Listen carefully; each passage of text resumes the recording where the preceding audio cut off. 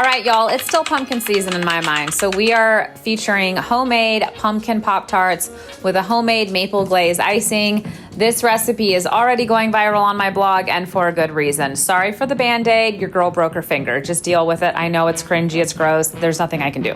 All right, so first you're gonna preheat that oven to 350 degrees, and then let's make our pumpkin pie filling. In a large mixing bowl, we're gonna add a can of pumpkin puree. Try to get organic if you can.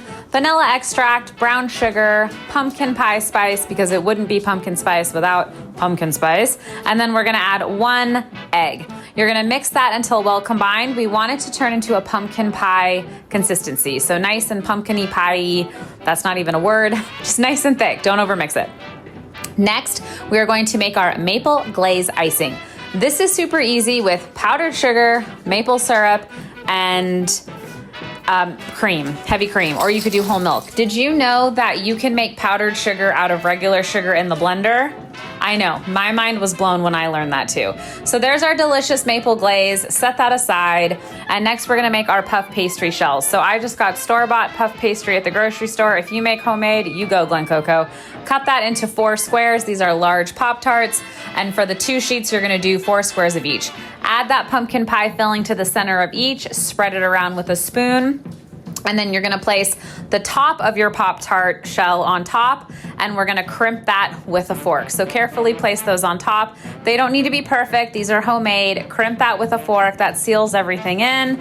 It also keeps it from leaking all over the place, which is nice. And then you're gonna add that to a parchment lined baking sheet, and you are going to bake that. I wanna say we did this for 30 minutes until they came out flaky and goldeny and crusty.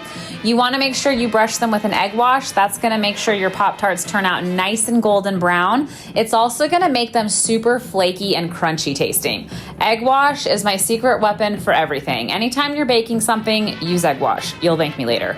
Top with more pumpkin spice on top, and then pop those in the oven at 350 degrees for roughly 30 minutes. And then once they come out of the oven, you wanna let them cool before you add your maple glaze icing, because your maple glaze is not gonna stick unless you let those cool. But I do suggest that you pop these back in the oven on the warm setting and enjoy them warm. I made mine a little bit more bougie and I added fall sprinkles.